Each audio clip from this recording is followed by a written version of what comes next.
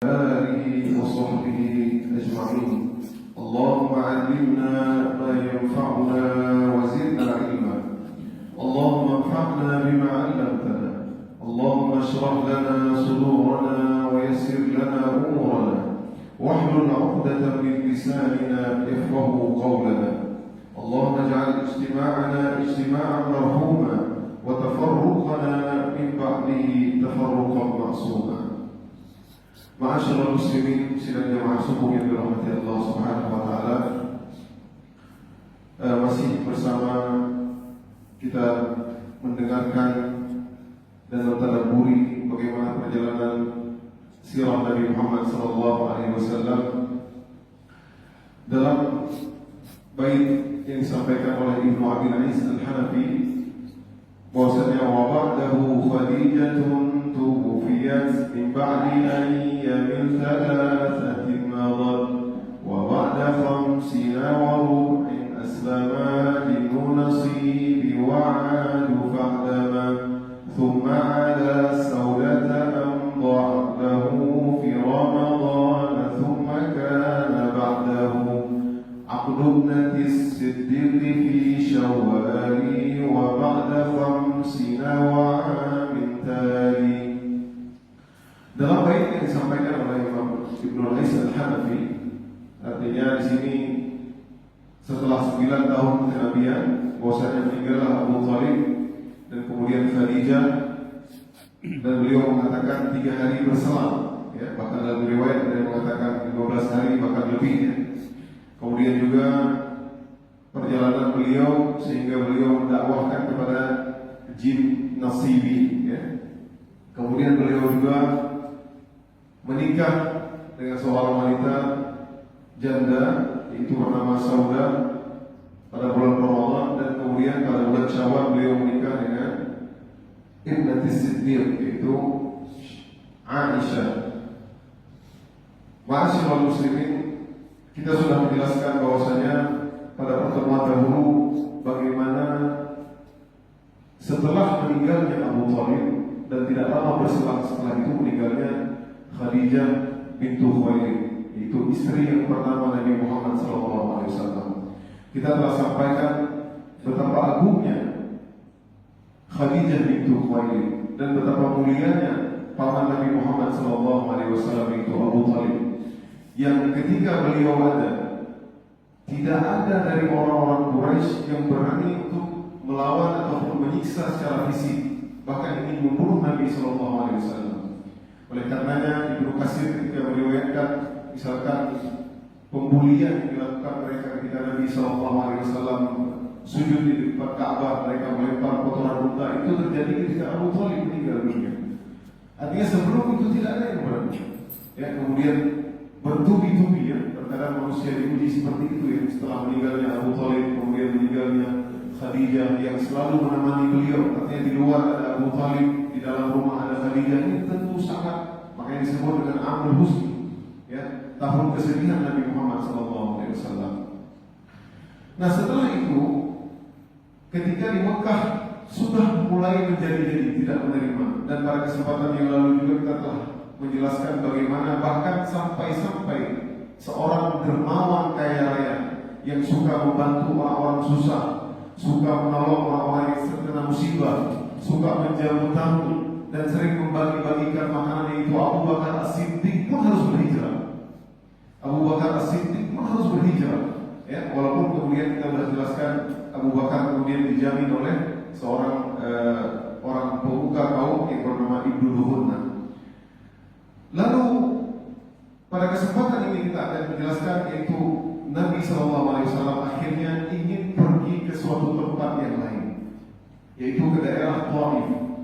Itu daerah Taif itu adalah sekitar 80 kilo atau 60 mil, ya, dari kota Mekah. Nah, Nabi SAW ketika keluar dari kota Mekah menuju Taif adalah dengan diam-diam.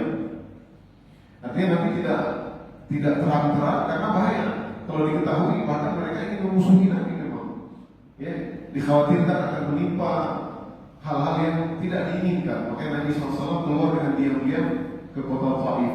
Kenapa tujuan ke kota Taif? Karena kota Taif tersebut merupakan kota yang terbesar kedua setelah Mekah. Yang Tabisul Nasrah bin Thaqif. Beliau ya di sana ada suku, bukan suku Quraisy namanya, suku Thaqif. Ya, siapa tahu di sana orang-orang mau menerima ajakan Nabi Sallallahu Alaihi Wasallam. Ya udah, kalau di kampung sendiri tidak diterima, nah kita transit ke kampung yang lain.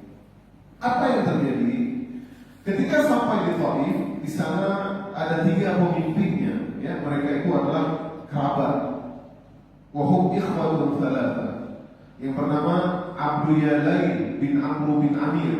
Yang kedua Mas'ud bin Amr bin Amir, ya, saudara mereka. Habib ibnu Amr bin Amir.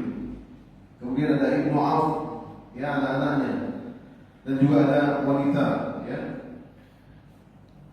Nah, ketika Nabi SAW berbicara dengan mereka, bernegosiasi dengan mereka, karena idealnya ketika seseorang memasuki suatu daerah, ya, suatu kampung, ya, apalagi ini kota besar, kalau seandainya pemuka kaum itu menerima ajakan Nabi SAW, logikanya pasti nanti anak-anak buahnya dan kaum-kaumnya akan ikut, ya, daripada sembunyi-sembunyi berbahaya. Nabi mengajak, mendiplomasi, bahkan membacakan Al-Quran, maka pun mereka tidak menerima ajakan Nabi. Bahkan yang lebih parah, salah satu di antara mereka berkata yang pertama, wa huwa yamluku thiyabul Ka'bah in kana Allahu rasul. Kata seseorang dari mereka, sungguh saya akan merobek itu kiswahnya Ka'bah, bajunya Ka'bah, kalau Allah mengutus engkau. Ini tidak percaya. Wa qala al-akhar, dan berkata seorang yang lagi, ama wajadallahu ahadan yursiluhu ghairah. Apakah tidak ada orang lain yang diutus selain engkau? Orang lain selain engkau? Apa tidak ada kiai yang lain selain engkau, Muhammad?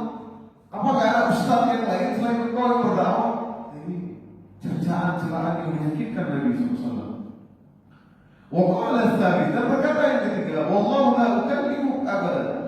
La in kunta rasulan min Allah kama taqul, la anta a'dhamu khatran min an arada 'alaika. Jadi demi Allah aku tak ngomong lagi sama engkau.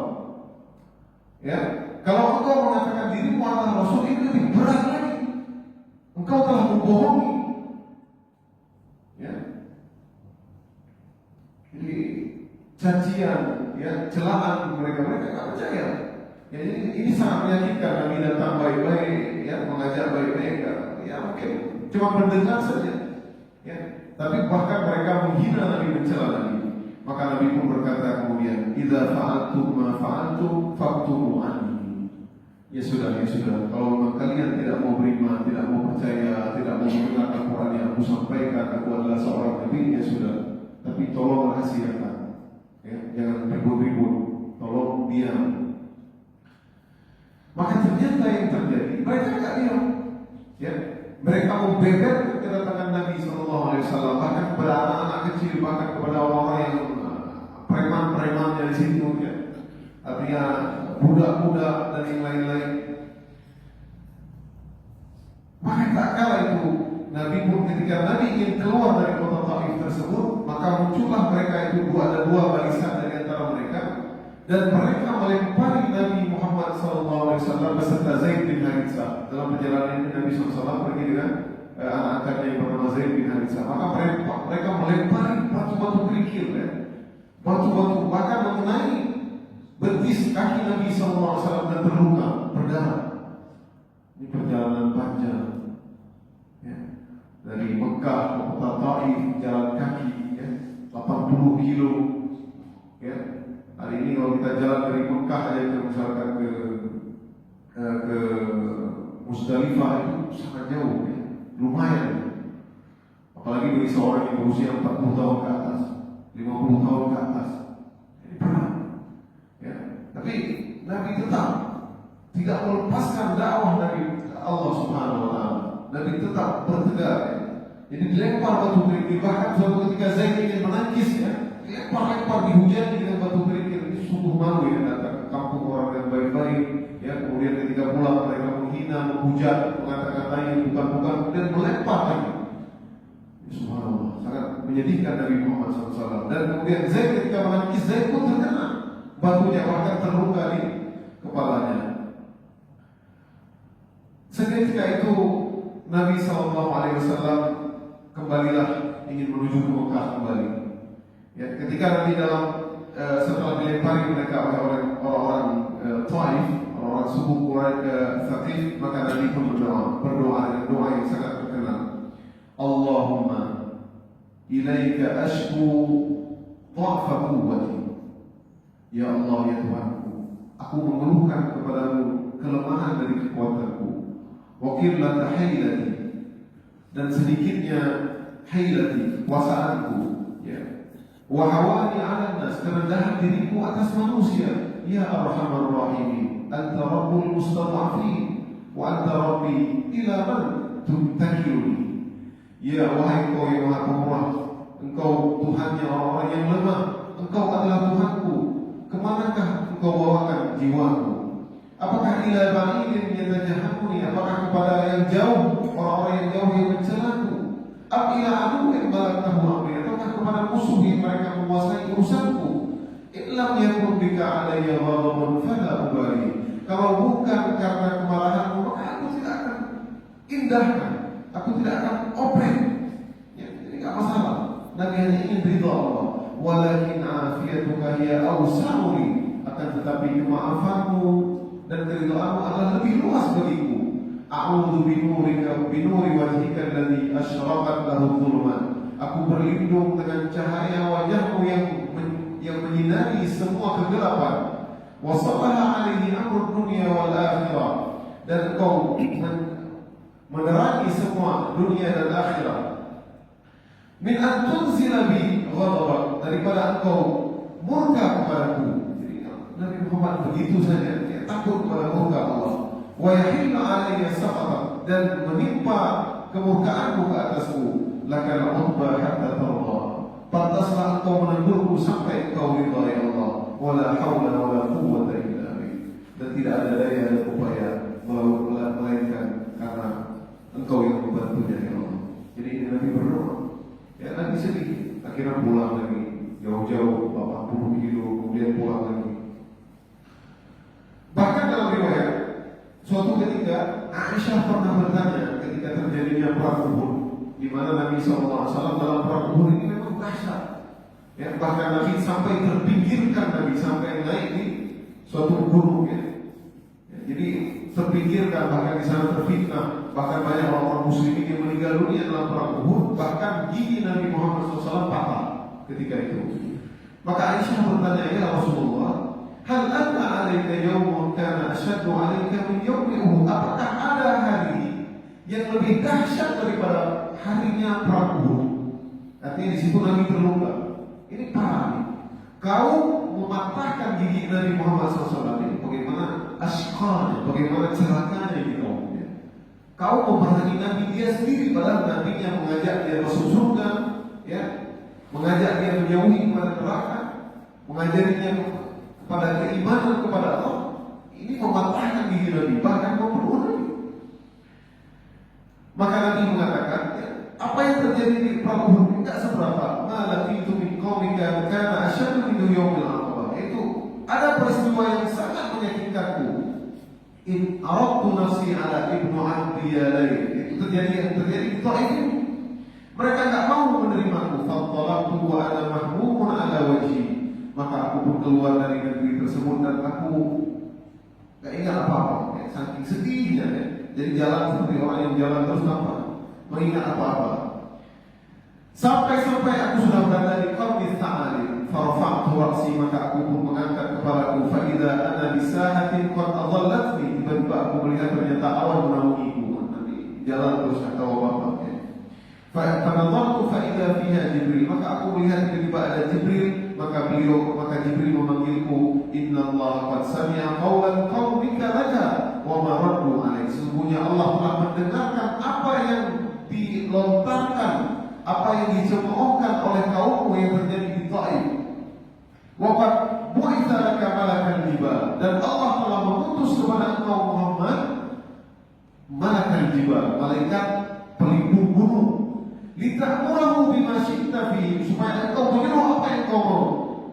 Tsumma nadani malaikat jibal fasallama alayya. Kemudian malaikat gunung tersebut memanggilku dan memberi salam kepadaku. Kemudian mereka berkata, ya Muhammad, sesungguhnya aku telah diutus oleh Allah dan Allah telah mendengar apa celaan kaumku terhadapmu, dan aku adalah malaikat jibal litamurani ma syi'ta, agar engkau menyuruh apa yang kau inginkan.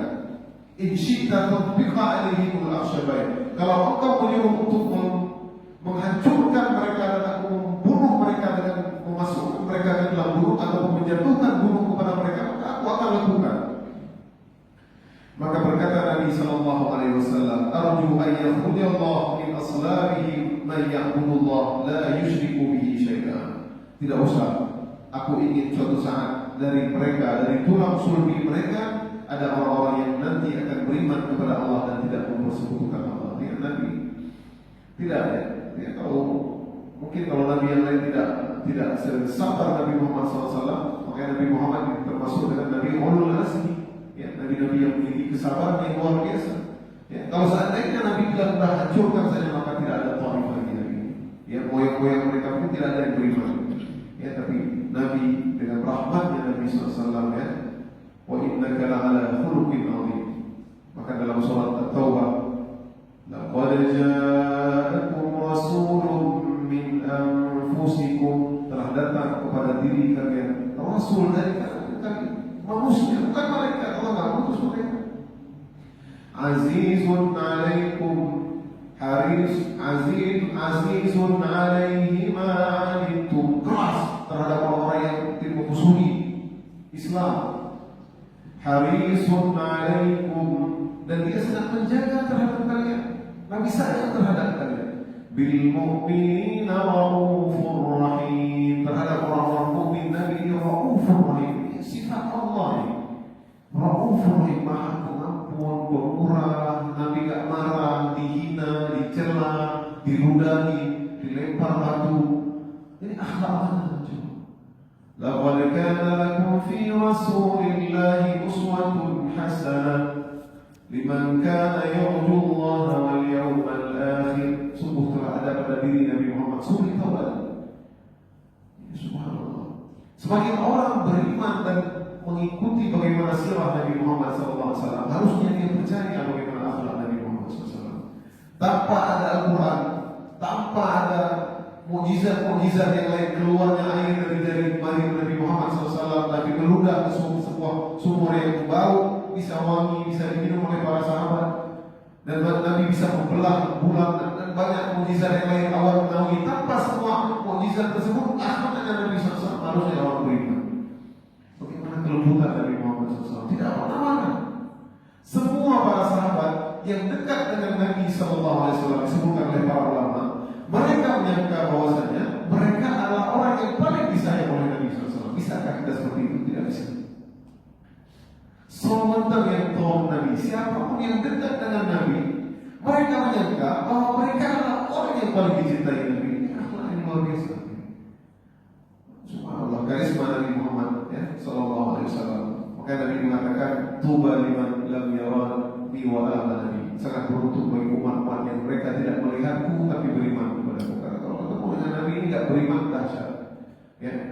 Ya, harusnya beriman. Kemudian kisah berikutnya adalah kisah ketika Nabi pulang, Adas an-Nasrani, ya, bertemu dengan seorang yang bernama Adas an-Nasrani, ya. Jadi suatu ketika dalam perjalanan di Taif, Nabi transit, ya, di tempat Rabi'ah, ya, Utbah bin Rabi'ah dan Syaibah bin Rabi'ah. Ini dua orang ini sebenarnya gembongnya musyrikin. Nabi pernah mendoakan kehancuran kepada mereka. Masih ingat ketika mereka melempar kotoran unta, yang terbahak-bahak di situ di pelataran Ka'bah, Abu Jahal, Umayyah bin Khalaf, dan termasuk mereka, ya, Utbah bin Rabi'ah, Syaibah bin Rabi'ah. Allahumma alaika bi Utbah bin Rabi'ah, Syaibah bin Rabi'ah. Nabi berdoakan khusus menunjukkan nama mereka, mengangkat tangan, ya, untuk kehancuran mereka, dan mereka mati dalam perang Badar. Cuma tak kalah waktu itu mereka ketika melihat Nabi Muhammad SAW, ya, ketika transit di situ, maka ya mungkin karena satu suku, ya, ada juga rasa sayang iba, maka mereka ingin mengantarkan anggur, ya, kepada Nabi Muhammad SAW, ya, al-ainam, ya, bingkisan dari anggur mungkin dia makan, ya, karena sudah sangat, walaupun bagaimanapun ini suku Quraisy, ya. Maka pada al-ghulaman, ya, dia memanggil penjaga tersebut ataupun pekerja yang di kebunnya, dan itu adalah orang Nasrani. Maka diantarkanlah anggur tersebut. Thumma aqbala bihi hatta wada'ahu baina yaday Rasulullah. Maka diantarlah sampai diambil oleh Nabi Muhammad SAW. Kemudian dia berkata kepada Nabi dan Zaid bin Harits, "Kul, makanlah." Ya, Nabi udah bagaimana ya? Jalan kaki, pergi jalan kaki sia-sia tanpa ada hasil. Faqul lahu ya'kulu minhu. Ya, maka katakanlah untuk dia makan. Maka ketika Nabi meletakkan tangannya mengambil anggur tersebut, qala bismillah. Bismillah, menyebutkan nama Allah. Tsumma akan, lalu bismillah, tsumma akan. Ya, saya sudah sunnah ketika makan sambillah, bismillah. Ya, kalau kita mau menyebutkan bismillahirrahmanirrahim itu full, ya. Tapi sebenarnya dalam hadis Nabi, ya bulan sambillah, ya, ketika Nabi mengajarkan kepada Ibnu Abbas, wahai Ibnu Abbas, ketika kamu makan sambillah. Sambillah itu maksudnya sebut nama Allah bismillah. Nah, jadi dahulu terkenal itu, bahkan para nabi-nabi dahulu seperti itu, bismillah ketika makan. Semua akan maka barulah Nabi makan. Fanadhara 'ala wajhihi, thumma qala, wallahi inna hadha kalamun ma yaqulu ahli hadhihi bilad. Ini perkataan ini adalah perkataan kampungku. Ini seorang Nasrani, si anak itu, ya. Maka Nabi pun bertanya, faqala lahu Rasul, ya. Maka Nabi bertanya kepada si Nasrani, wa min ahli ayyi bilad anta ya Abbas? Kamu dari negeri mana wahai Abbas? Ya. Wa Yunus bin Matta, apakah dari kampung Yunus bin Matta? Nabi Yunus. Nabi Yunus, ya. Faqala lahu Abbas, wa ma yudrika ma Yunus bin Matta? Dari mana kau tahu Yunus? Ya, Nabi ada dalam kitab suci. Nabi tidak pernah bertemu dengan Nabi Yunus, ya. Kampungnya Yunus, ya. Faqala Rasulullah, dzaka akhi. Maka Nabi pun berkata, itu adalah saudara saya. Kana nabiyyan wa ana nabiyyun. Dia adalah nabi dan saya pun nabi. Ya. Maka Abbas pun mencium yang berwaksahu wa yadayhi wa qadamaihi. Maka seketika pun si Abbas Nasrani tadi, dia mencium kepala Nabi dan tangannya Nabi dan bahkan mencium kakinya Nabi SAW. Jadi luar biasa, ya. Jadi mencium karena ini ini Nabi. Maka seketika itu Ibnu Rabi'ah, itu Syaibah dan Uqbah bin Rabi'ah tadi, amahula faqad afsadahu alaih. Ini bahaya lagi. Apakah si penjaga tadi telah dirusakkan oleh si Muhammad? Ini setiap orang Quraisy heran sebenarnya mereka. Setiap orang baru yang datang, kok tiba-tiba mencium Nabi Muhammad, seperti kisah yang kita jelaskan sebelumnya, ya. Bagaimana Abu Walid, ya. Abu Walid seorang tua ketika datang semangat untuk mengajak Nabi, tiba-tiba pas pulang dia berubah langsung mukanya. Semua orang ketika bertemu lagi, apakah dia telah menyihir kamu? Wajah dia ada ketika dia balik, celakalah wahai ada. Apa yang urusanmu? Kenapa kamu mencium kepalanya, tangannya, bahkan kamu mencium pada mencium kakinya? Berkata Anas, ya Sayyidi, ma fil ardi syai'un khairun min hadha. Wahai tuanku, wahai pemilik kebunku, wahai majikanku, tidak ada di muka bumi ini orang yang paling mulia selain orang tadi. Laqad akhbarani bi amrin ma ya'lamu illa nabi. Dia telah mengabari kabar kepadaku bahwa dia adalah seorang nabi. Celakalah engkau Anas, dia telah mencuci otakmu. La yusarrifunnak an dini, janganlah sampai dia memalingkanmu dari agamamu. Sesungguhnya agamamu itu lebih baik daripada agamanya. Jadi orang-orang Quraisy melobi-lobi terus, ya, supaya tidak terjadi mencintai dan dia beriman kepada Nabi Muhammad SAW. Kemudian berjalanlah Nabi Muhammad kemudian keluar dari tempat kebunnya si Utbah dan Syaibah bin Rabi'ah. Nah, tak kalah manusia seketika itu semua sudah tidak beriman. Nabi sudah putus asa di Mekah, kemudian Nabi juga ke Taif dilempar batu, ya, kemudian ketemu dari Agas, ya, kemudian tibalah Nabi di sebuah lembah, ya, di sebuah lembah. Idza kana min nakhlah, kemudian tak kalah Nabi itu pun bersandar dan istirahat sebentar di pohon kurma. Qama min jayfil layli yusalli, maka Nabi istirahat, ternyata Nabi enggak tidur. Tidurnya Nabi ini sholat. Ya. Makanya Nabi berdoa dalam sebuah doa, Allahumma ja'al qurratu aini fis shalah. Ya Allah, jadikanlah aku pelipur lalaku dalam sholat. Bagaimana ya? Tidur sholat. Nabi lelah, kalau Nabi lelah, Nabi sholat. Kalau Nabi ada suatu masalah, Nabi sholat. Nah, ini perlu kita contohkan. Makanya kalau bisa kita sering berdoa, Allahumma ja'al qurratu aini fis shalah. Ya Allah, jadikanlah ketenangan hatiku dalam sholat. Jadi apapun menimpa di sholat, dijegal di perusahaan sholat, dijegal di dinas sholat, diturunkan jabatan kita sholat. Ada masalah sholat, masalah dengan keluarga sholat, masalah dengan anak sholat, masalah dengan istri sholat. Ini terkadang harus kita praktikkan. Dan ini yang kita masalah langsung menghadapnya manusia. Ini salah. Sebenarnya yang betul tawakal pertamanya adalah Allah. Sholat kita, sholat. Kemudian siapa yang mungkin bisa membantu kita? Saudara kita, karib kita, orang tua kita, siapapun. Barulah kita ke mereka. Terkadang kita lupa ini yang salah. Tauhid kita ini langsung kepada manusia yang harus Pak Bupati yang dulu, Pak Bupati kalau nggak Bupati itu wali kota, langsung manusia. Ini salah. Kalau enggak Allah bukakan hati bupati, wali kota, gubernur sekalipun, bisa menolong. Kalau Allah kunci hatinya untuk menolong kita, nggak bisa menolong. Kenapa nggak langsung Allah? Lihat bagaimana Nabi Muhammad SAW. Betapa lelahnya Nabi ketika istirahat, Nabi sholat dulu. Ya. Ketika Nabi sholat, Nabi baca Al-Quran. Maka Nabi sering berkata kepada para sahabat seperti Bilal, ya Bilal, arihna, istirahatkan kami dengan bacaan Al-Quran. Istirahatkan kami dengan bacaan Al-Quran. Ya, Nabi membaca Al-Quran itu tenang. Harusnya kita mungkin sebelum tidur dengan Al-Quran dulu, atau baca Al-Quran, atau baca ayat kursi, atau kalau kita hafal surah Al-Quran, kita hafal baca surah Al-Quran kalau kita sanggup. Ya, bukankah Al-Quran sebelum tidur adalah menjaga kita, memberikan kita selamat dari kubur, azab barzah, alam barzah. Kita seperti itu harusnya.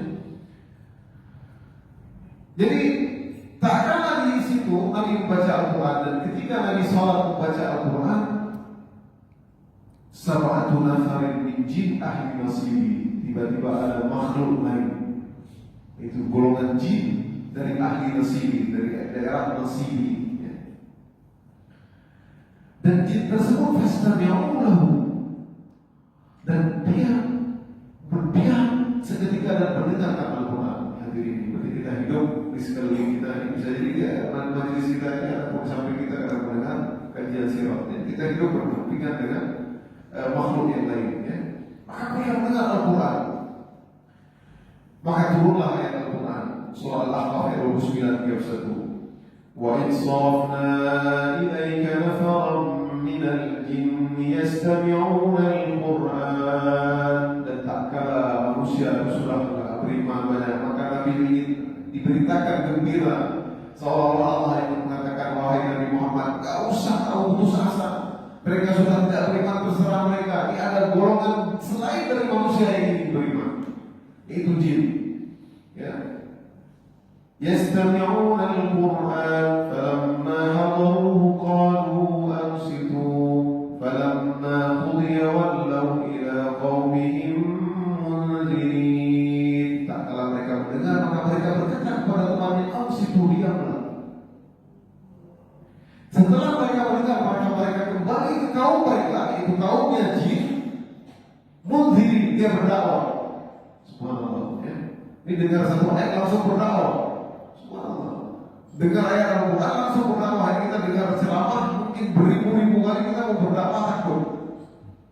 Ya, Ini langsung dengar ayat Al-Quran, langsung tertawa Nabi baca ayat Al-Quran.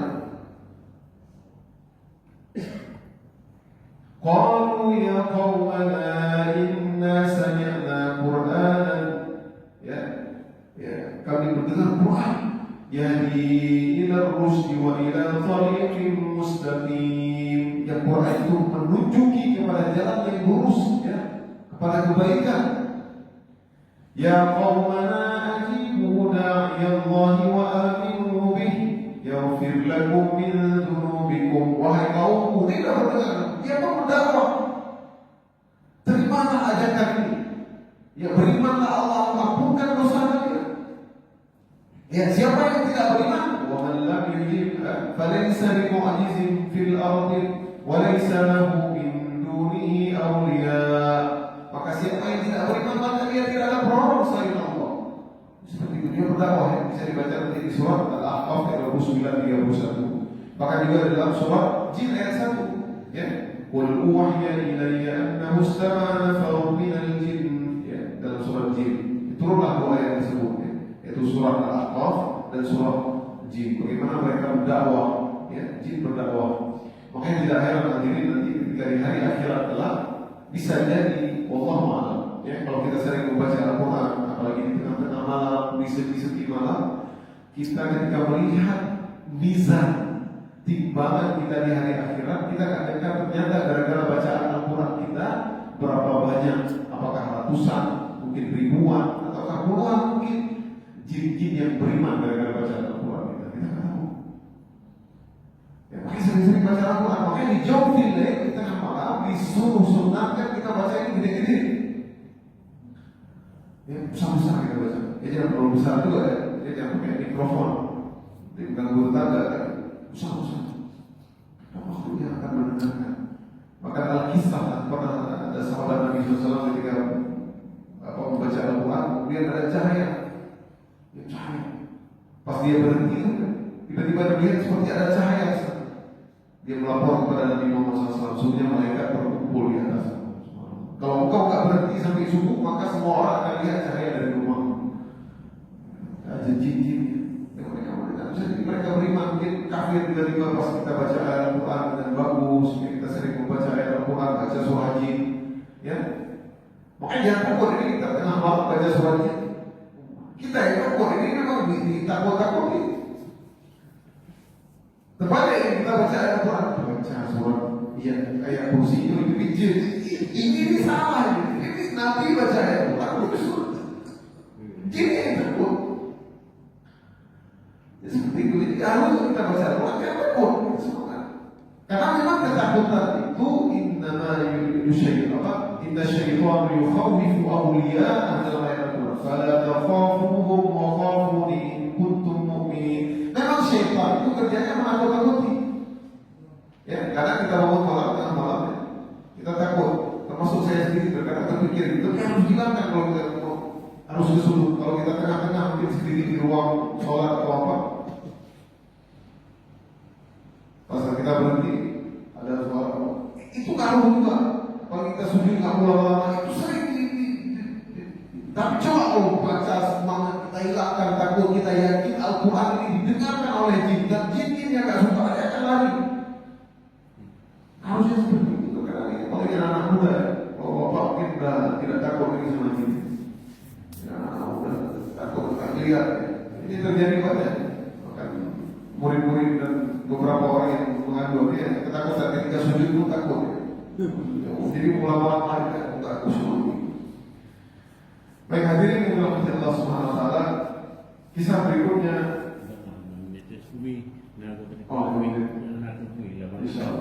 Baik. Kisah berikutnya adalah kemudian ketika mau sampai ke Mekah, Nabi Muhammad SAW tidak berani masuk. Karena nanti sudah mau diusir, itu sudah diusir di kota Mekah. Karena sudah nggak ada Abu Thalib lagi, nggak ada yang nggak ada yang menjaga Nabi Muhammad SAW. Ya. Kemudian Nabi meminta perlindungan orang-orang Quraisy yang Nabi anggap baik. Ada beberapa orang yang Nabi minta perlindungan, tapi ada yang tidak menerima. Dan terakhir Nabi minta perlindungan kepada Mut'im bin Ali.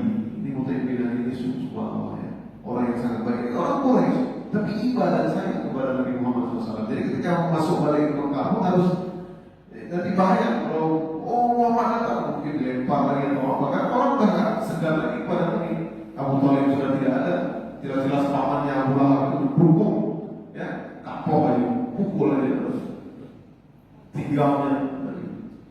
Ya, jadi sudah tidak ada kekuatan lagi Nabi Muhammad SAW. Ya. Maka Mut'im bin Ali pun mengajak kaum-kaumnya, ya, orang-orang dekat dengan dia untuk menjaga Nabi Muhammad SAW dengan Zaid bin Harithah sampai masuk ke rumahnya. Ya, Nabi ketika pulang, Nabi pun tawaf dulu. Ya. Nah, ini biasa ya. Dari zaman dahulu nanti kalau udah ke Mekah ini kita harus tawaf dulu. Nanti dulu ketika bersalawat di Gua Hira pun tawaf juga. Cuma Nabi kan talbiyah kesyirikan. Ya. Nabi gak telanjang seperti orang-orang ini. Jadi Nabi tak tawaf. Ya. Tahu ini adalah syiarnya Nabi Ibrahim. Ya. Nah, jadi tawaf. Ya. Jadi kita ketika masuk ke Mekah gak mesti harus bulan Ramadan juga. Ya. Nah, itulah umrah. Ya, orang berpikir hari ini umrah ini lama, ya sebulan, 2 minggu. Padahal umrah itu prosesinya sebentar saja. Datang, tawaf, sa'i, tahallul, selesai. Kali zero.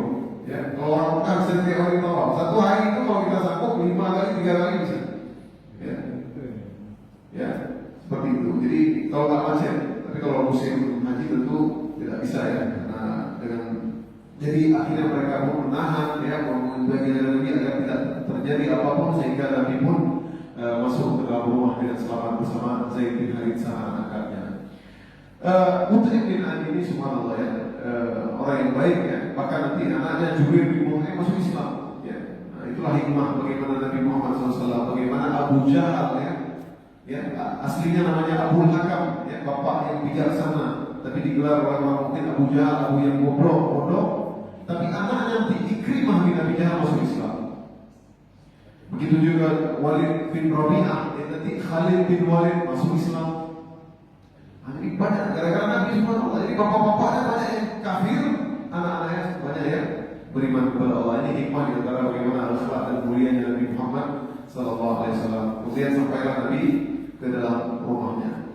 Dan kisah berikutnya di antaranya di tahun ini juga Nabi Muhammad SAW seperti yang dituturkan oleh Ibnu Abi Ais Al-Hanafi, Nabi menikahi seorang janda, ya, seorang janda yang bernama Saudah. Ini istri kedua Nabi SAW. Tapi Nabi tidak menikahi Saudah. Ya, dalam riwayat Nabi lebih duluan menikahi Aisyah. Allah malah ada berbeda pendapat. Ya. Baik, jadi Nabi menikahi Saudah. Karena Saudah adalah janda, menikahi sepupunya, kemudian pergi ke Habsyah, kemudian ketika pulang dari Habsyah suaminya meninggal dan Nabi tertarik untuk menikahi Saudah.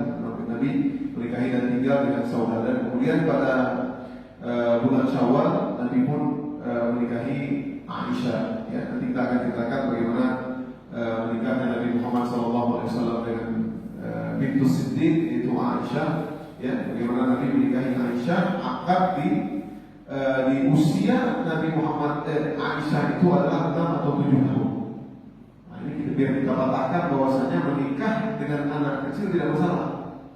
Ya, akad saja Nabi tidak berhubungan badan, tidak serumah, dan itu terjadi biasa di luar Arab, di negara Arab.